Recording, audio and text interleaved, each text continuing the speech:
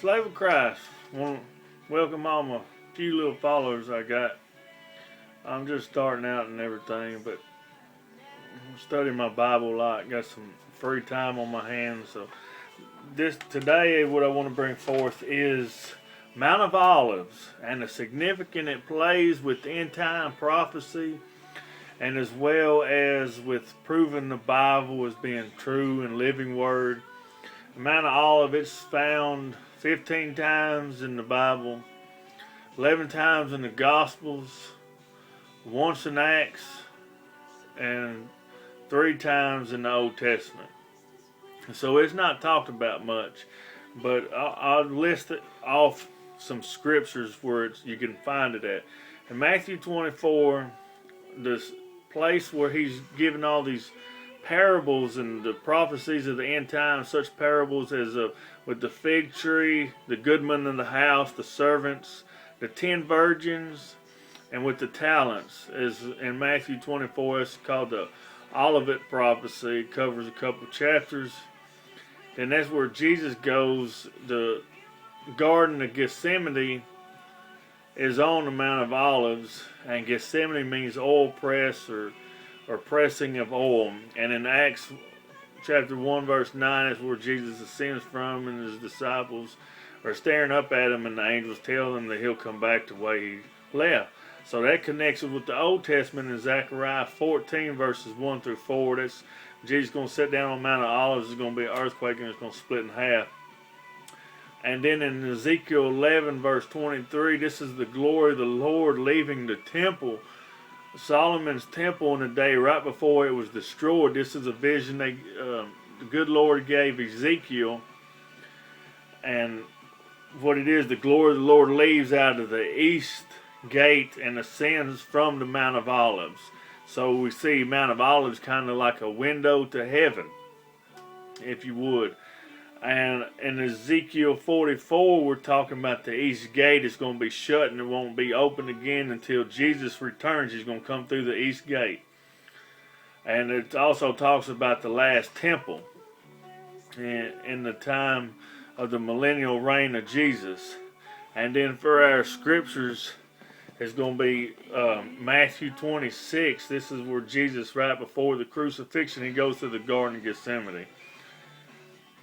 This is in Matthew 26 verse 36. Then Jesus came with them to a place called Gethsemane and said to his disciples, "Sit here while I go pray over there." And he took with him Peter and the 2 sons of Zebedee and began to be sorrowful and deeply distressed. Then he said to them, "My soul is exceedingly sorrowful, even unto death.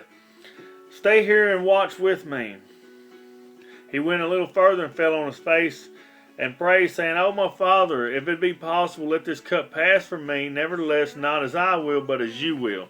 Kind of, let's dwell on that a little bit, and let's go back to 2 Samuel 15, just a couple verses here, and starting in verse 30. And let's see some parallels of the Old Testament and New Testament that go together. So David went up to the ascent of the Mount of Olives and wept as he went up. And he had covered his head, and he went barefoot, and all the people who were with him covered their heads and went up, and weeping as they went up. Then someone told David, saying,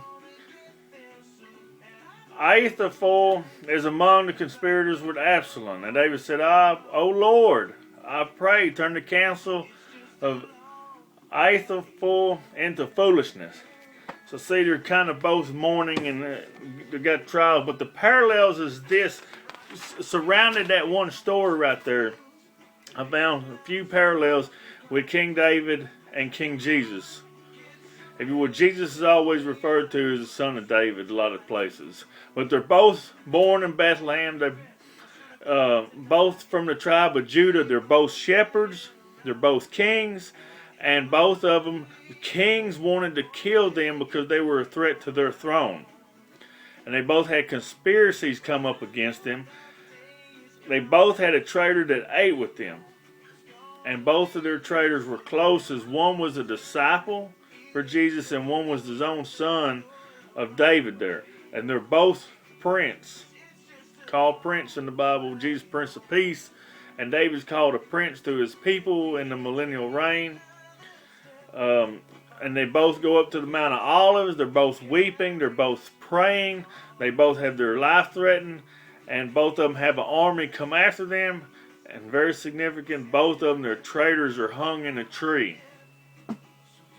And that proves that the Bible correlates the New Testament is fulfillment of the Old Testament. There's still some prophecies need to be fulfilled in the Old Testament yet to come.